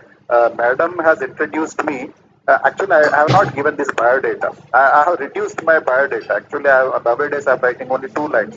But Madam Little Flower is so kind. She was searching, right, what I have done in the past. So she digged the entire website and collected the information. But I'm feeling shame because in 2003 I have done this work. In 1992 I have done this work in ECG, but I have not patented my work.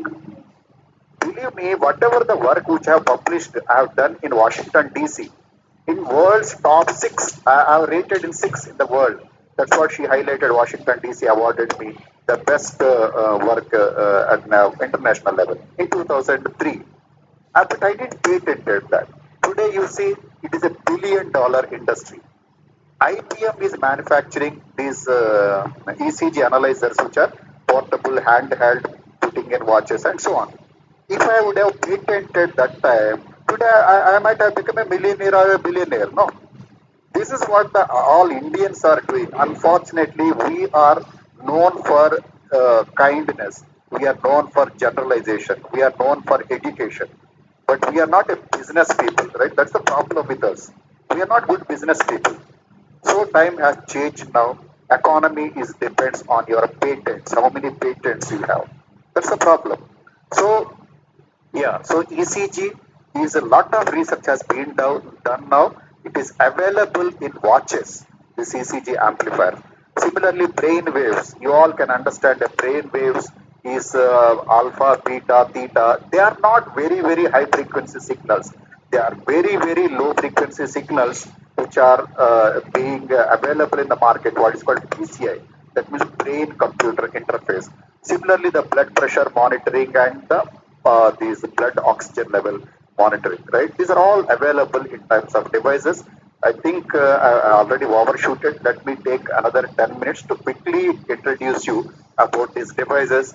In COVID situation, one is called infrared thermometer.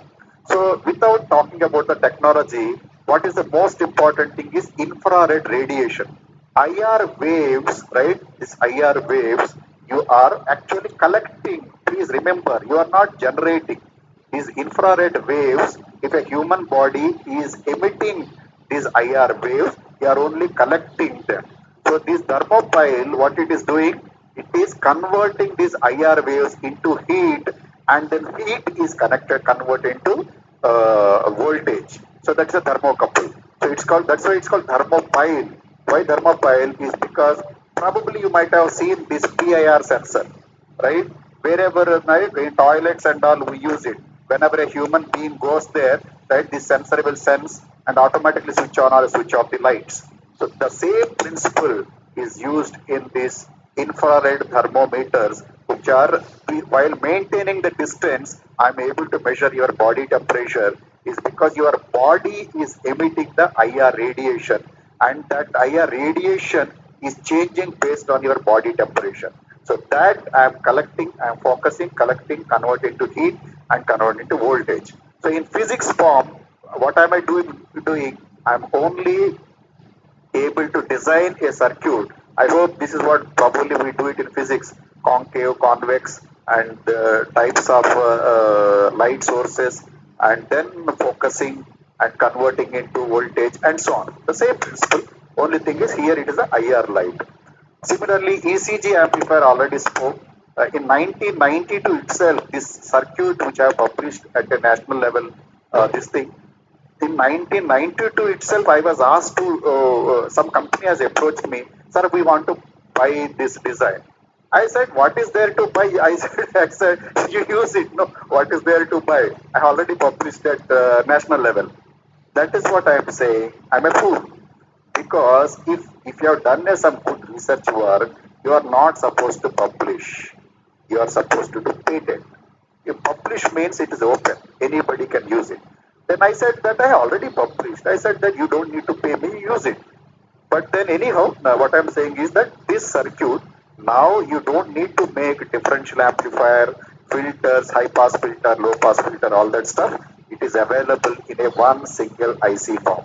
That is the meaning of system on chip, SoC ICs. So ECG, entire ECG grabbing, you don't need to build the circuits. It is available in IC form, simple IC form. So these are some features of that IC. Similarly, EEG, I told you about this brain-computer interface. Not only in healthcare sector, not only the people who are the neurologists, but it also has become a right virtual reality, right? So many brain waves. People are no more talking about the remote-based applications. People are talking, I'm thinking the device should work. So thinking, I'm thinking. The thinking waves should be converted and communicated and controlled something, right? The robot should be controlled. My TV should be controlled because I'm thinking. So this alpha, beta, theta, delta, these waves, right? I'm supposed to amplify. That means first, what are the characteristics of my amplifier? It should have a very, very high CMRR. It should have a very, very high input impedance, and then it should have a very, very low offset at the input. So it has its own requirement. But interestingly, it is something you can understand very easily. It is a very, very low frequency signal. See, 1 to 4 hertz is delta, 4 to 8 hertz is theta, 8 to 12 hertz is alpha, and 12 to 30 hertz is a beta. So that means after all you have to understand 1 hertz to 30 hertz. That's all. That is the frequency where you have to deal with very, very low frequency signal. But those are the brain waves, which are now the whole world, the entire business, right? People are working on the brain waves because the futuristic device is all about, thinking. I'm thinking the things should. That's why I told you, the 4D, 4 dimensions. 4D is because emotions, thinking. So that may be probably my fourth direction, 4D modeling. Myograms, right, is because of your your muscle movements. I hope you can understand all these exercise machines. The sports people, they are nowadays, it has become a common problem after 40 years. the muscle problems, the right your knee problems, right? So a amplifier, a simple amplifier, where based on the right your muscle contraction, where it will generate a waveform. You have to just simply adjust a differential amplifier and a filter. That's all, right? You should be able to pick up the which will tell you the movement of your muscles. So the electromyogram. Now I was telling you about this oximeter, pulse oximeter. As you can see, red LED which is emitting. You have to detect and you have to amplify. You have to display. So forget about the technology part, but basically this is all about. I was telling that converting the light absorption, right, based on the oxygen level of your body, where your light absorption is changing. So that signal you have to detect it, as simple as that. That means you are emitting the light and you are detecting the light, and how much light is being absorbed is telling you what is the oxygen level of your body. Saturated oxygen level is which is converted into a signal based on your light emitting. Light is emitting, but light detection. Similarly, the blood pressure. What is a blood pressure? Blood pressure means basically you can see the waveform where right you have a what is called systolic pressure and a diastolic pressure. That means a positive peak and a negative peak. So in short, what you require is a pressure sensor. I hope you all can understand a sensor which will sense the, for example, a diaphragm. Diaphragm itself is act as a pressure sensor. So a pressure, I hope you know gramophone. The hope people who have seen gramophone, what is it is doing? Right, you are putting some needle to the diaphragm, and when the needle is moving on the disc, right, based on the shape of those tracks, where your needle is hitting the diaphragm. So that's what you are converting into some sound waves. So in short, it is more or less same.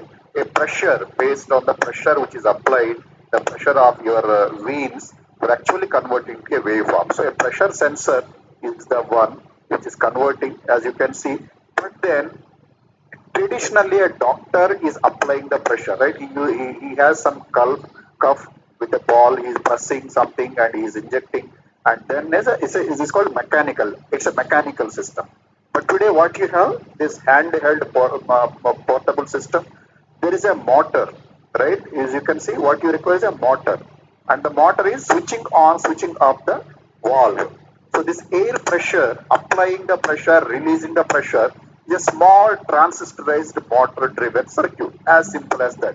Otherwise, who is sensing the pressure is all about your pressure sensor, which is converting this pressure into an electrical signal, and then you are measuring the peak, positive peak and negative peak. That's all. So this already said that it is all basically, I hope you might have heard about the Beer's law, Lambert's law, which is all about the absorption of the light based on the saturation level of the blood.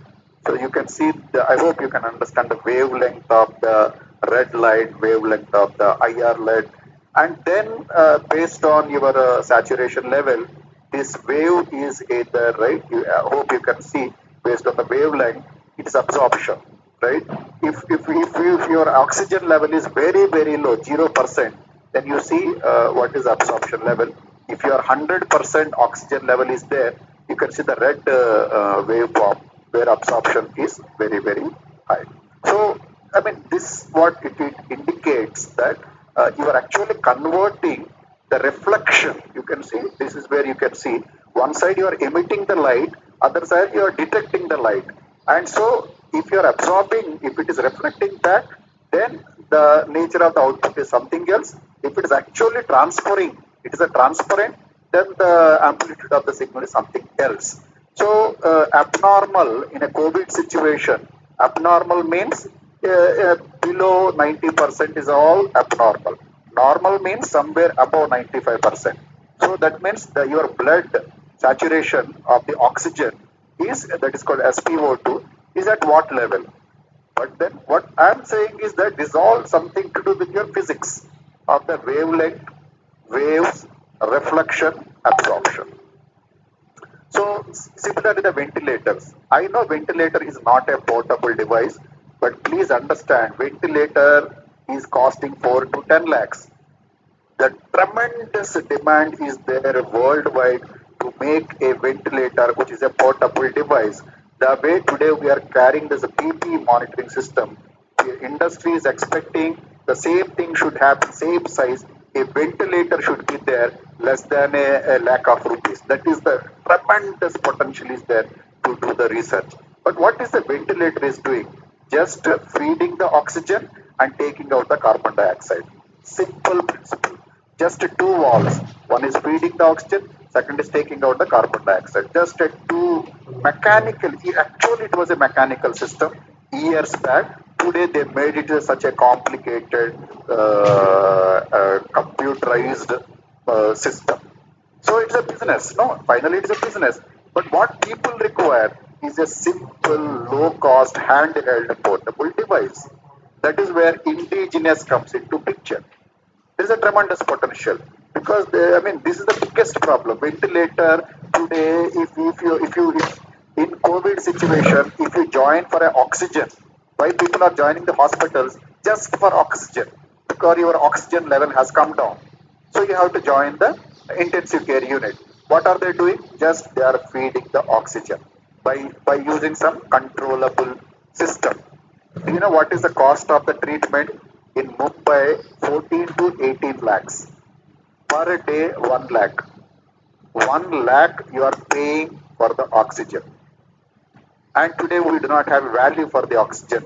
If it is abundant, if it is free, we are abused the nature, right? And we are paying per day 1 lakh rupees for consuming for few units of oxygen in the hospitals. 20 lakhs, not less than 20 lakhs bill in Mumbai, just for feeding the oxygen, because in COVID, corona is actually creating a breathing problem. So you are feeding the oxygen in a controllable part. But what actually we require is that in house also, if we have a portable handheld system which is doing the same function, is good enough. But that's a problem. Okay, anyhow, I think I'm already taking your time. Let me conclude saying that we also have right in India we are not doing that, but in US, Europe, it is popularly known as a this insulin injection system, right? In India, if anybody is a diabetic, we only give the tablets, right? Drugs only we give. But in other countries, you can see is a portable device. It looks like a mobile phone. What is this is doing? It is actually injecting the drug. It is called drug delivery system. This is injecting the insulin into your body. Please try to understand. So that means you are measuring your blood glucose levels. It is comparing. If it is not sufficient, if your blood sugar is falling down, this machine is actually injecting the insulin. Today in India, people are injecting manually, or they are taking some drugs. But in other nations, all developed nations, they are using this machine called handheld portable battery operated system, which is a closed loop system.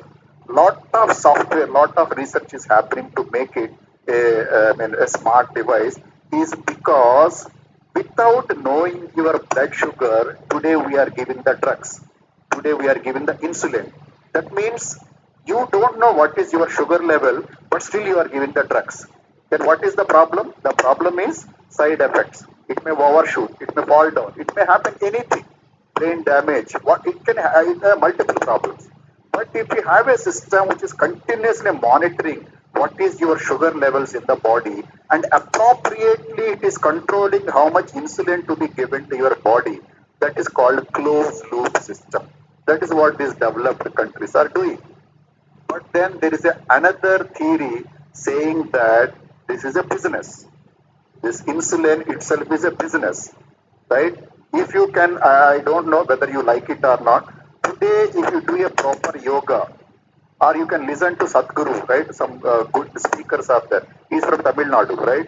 Sadhguru, right? There are so many people who are saying that if you properly do exercises, if you take control, see, blood sugar is changing because of food habits, right? Today in this COVID situation, right, hospitals are closed. Many of the treatments are closed, still, the problems are less. Only COVID problems, other problems are less, is because the kind of medicines, the kind of drugs people are using, more and more unwanted, what is called is the antibiotics, are creating the side effects. So, in short, I am saying is that it is always better understand and only give. Not only experiment. So today, what are we doing? We are only experimenting. You have something, I am experimenting on you. I am applying something, and I am looking at the reaction, and I am changing my drug. This is called open loop system. These handheld portable systems, what are they doing? They are continuously reading you, analyzing you. I'm not saying it is correct or whatever. You can avoid these things with your good habits, right? Your good food habits, exercises, most of things can be avoidable.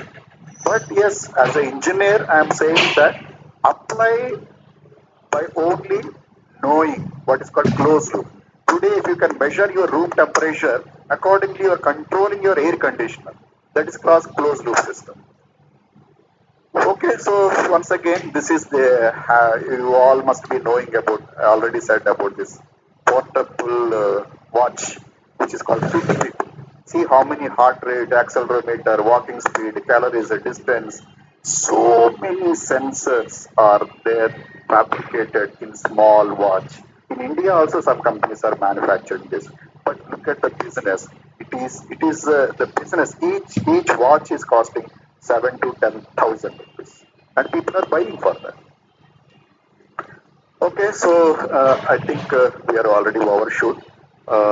Yeah, so I think you can understand that all these sensors are generating unstructured billions and trillions tetrabytes of data, right? Exabytes of data, right? But the problem is, what will you do with the data when these wearable devices are generating the data? What will you do? That's a problem. So that is where the new subject has come up, what is called data science. Right? Today, science has not only in physics, chemistry, now science is equally required in data analysis.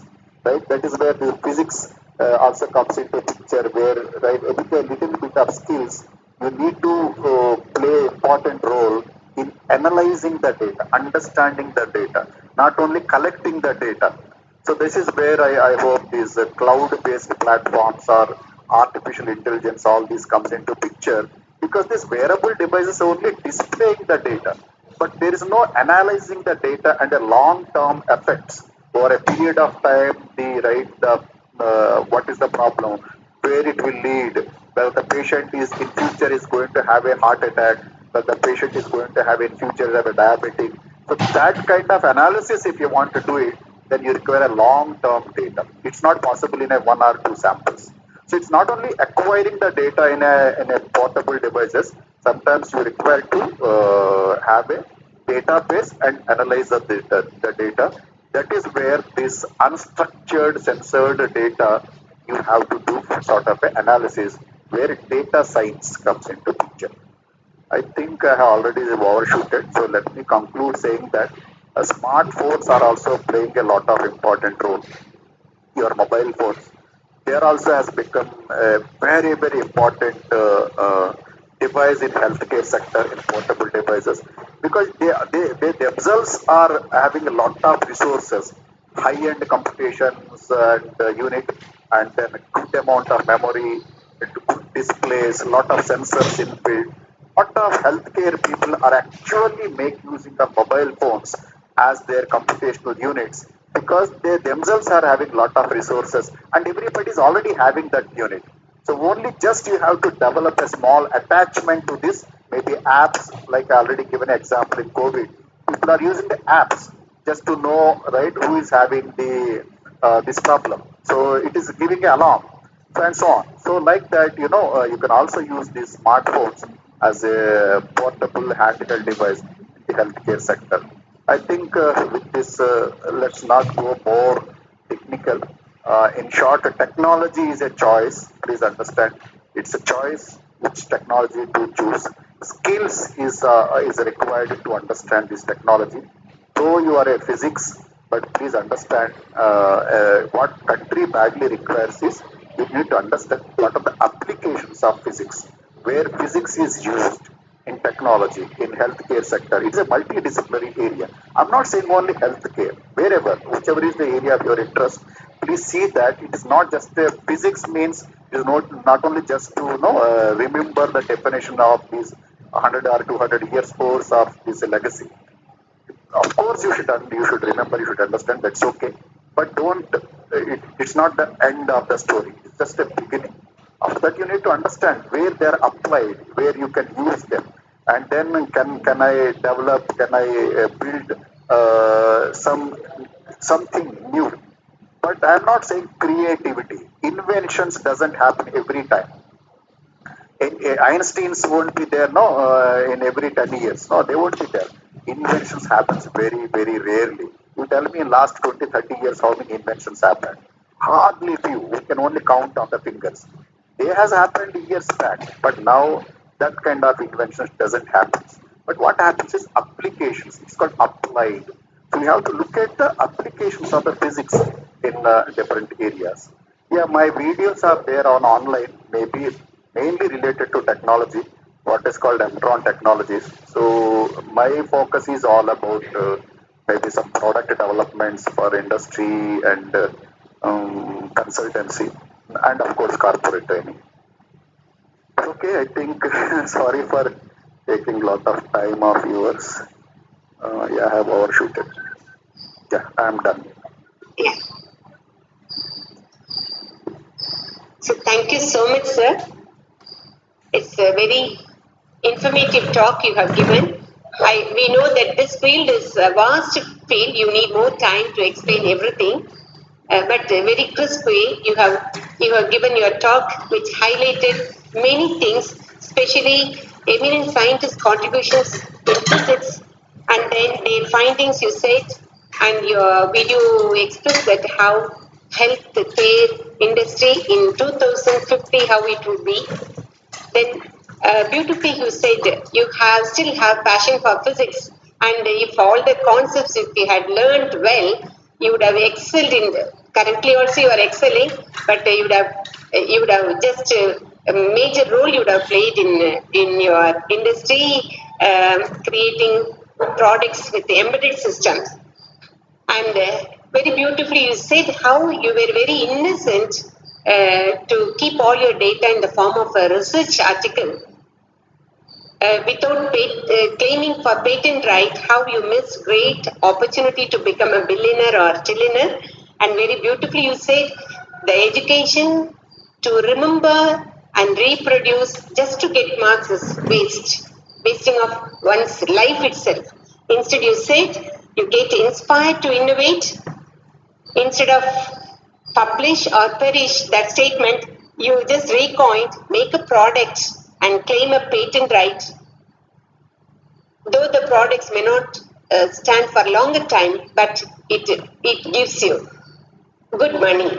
So you suggested that learning alone is not enough. You need to have corporate thinking to promote your products. So all your examples, everything was very nice. Actually, we need more time to listen to such talk. In the shortest time, you have covered physics to embedded systems and healthcare and its services using embedded systems. Of course, there are some questions in the chat box, but as time is running out, we will see whether those questions could be asked to Dr. Rajkumar. He could explain to us. On behalf of all delegates of this webinar and behalf of the department members and Maristella management, I take this opportunity to thank you wholeheartedly for your support to be the resource person in this webinar. We are very sure that your support will be always for us. Not only for us, for everyone who is attending here, because you are such a person, you are compassionate and you will share your expertise with many. So this will go on. So I thank you personally, very sincerely to you for spending your valuable time with us.